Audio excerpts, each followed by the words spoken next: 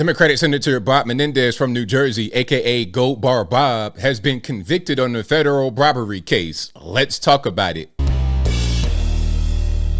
How's everybody doing? My name is Anthony Brian Logan, and today we got to talk about the Democratic senator from New Jersey who's been in office since 2006, Bob Menendez. He has been convicted on a federal bribery case. Now, this was a really wild situation.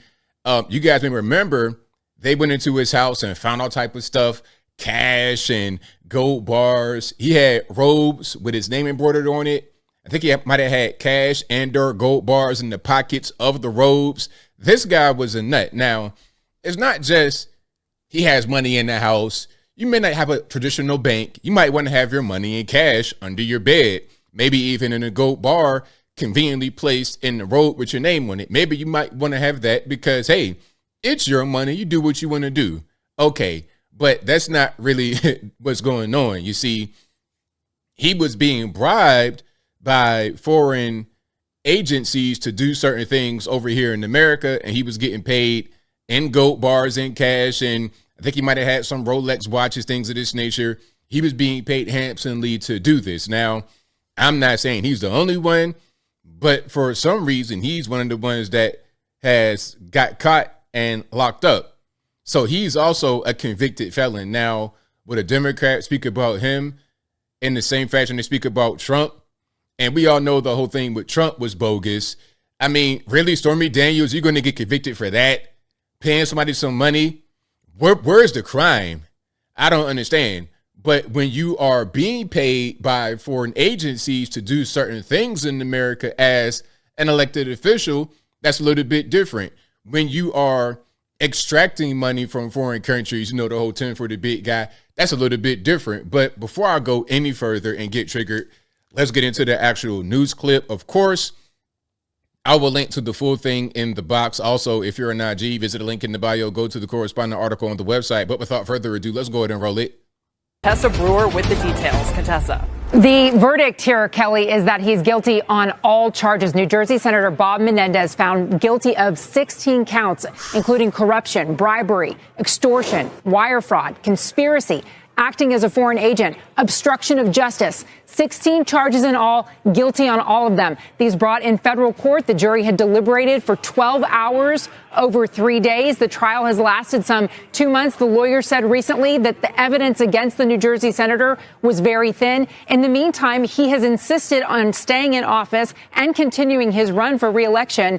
In fact, doing so now as an independent. Cory Booker was just on MSNBC moments before the verdict came in and said that his heart aches over this, that he called on his colleague to resign. He says, quote, you know, this is a person I've served with for 10 years. The things he's accused of, I've not seen in my working with him. But again, Menendez has... My heart aches, and I've not seen this in him, so they're giving him a sympathetic thing. Oh, you know, we loved him so much, and I never would have thought he would do this, and this is a sad day for New Jersey residents and the whole country. Really? Is that what we're going to do? But when it comes to Trump, you don't do that. Funny how that works. Very funny. Politics is a very funny thing. Has refused to step aside and now guilty on all 16 counts. We will And by the way, they threw the book at this man. 16 counts, and he got convicted on everything. They threw the book at him. Bob Menendez got to be in his 60s, 70s, somewhere right around that. So he probably won't come home again if he's sentenced appropriately. Continue to monitor the hearing, and if we get new news on this, Kelly, we'll bring it back to you. So, Contessa, just thinking through this for a moment, the implications would be, guys, you're talking to me again in the control room. Contessa, in this case, Senator Menendez is not required to step down, as I understand it. He would have to resign, or the Senate could require him if they get a 2/3 vote. So they'd probably keep their balance of power even if he did. Democrats, independents 51, I think it is. Republicans currently 49. So the Democrats have a rule, and this is what forced the senator to step aside from his position on the Foreign Relations Committee, and that happened as soon as he was charged. But the rules do not require him to step aside until this point. So let's see what he does. Now, there's going to be a lot of kickback from the general public, in my humble opinion, if he doesn't step aside. I mean, you got convicted on a bunch of different things. Bribery, See, and that's something that's going to affect your ability to be in office. How could they have him in there doing anything, making any decisions, voting on anything, knowing that he's compromised because he got convicted of accepting bribes from foreign agencies to vote in a certain way, to do certain things in America? I mean, and some would say that it's not quite like that, but it doesn't matter. You got convicted of taking bribes as an elected official. How can you still be an elected official? Obviously, you're corrupt because you got convicted, not just charged. And it's not even the same thing as what Trump got convicted on. That was some Stormy Daniels. That was, everybody knows that's bogus. That's not even really related to you being in office. That's about public relations at best. Not the same thing as taking money from a foreign country to do things over here in America as an elected official. Not at all. It's two completely different things. As now, let's see, now that the guilty verdict comes in, he has shown himself to be defensive and insistent on his innocence and willing to fight. So he may decide that he's going to continue with the run, continue to serve, and try to institute an appeal here. But remember, this is his second trial on federal corruption charges. He was also charged he had a trial in 2017 that ended with the jury saying that they couldn't get to a decision. There was a mistrial there. The judge then acquitted him on some charges, and the Justice Department at that point dropped the remaining charges against him, allowing him to continue his campaign. So he's been having problems. This has been going on for quite a while. He was just accused at first, and in our country, you're innocent until proven guilty, depending upon who you are. But that's a different story. So the first time it was all good back in 2017, he was still able to be in office. And I'm not quite sure if that was an election year. It might have been. It might have been. And he might have got reelected. Yeah, I think he had to have been elected after that because it's 2024 and he's still in office and your term in the Senate is 6 years. So, you know, a little bit of math, that would have been 2018. So right around that same time, he still was able to get elected and come back. But now, I think not. I think he's pretty much toast. To continue running for office and then serving as senator of New Jersey. By the way, the governor of New Jersey had also called on Menendez to resign after he was charged in this federal investigation into corruption. And the details here. Who's the governor of New Jersey now? Is it still Krispy Kreme? Is it him? Like, who's the governor of New Jersey? Y'all let me know.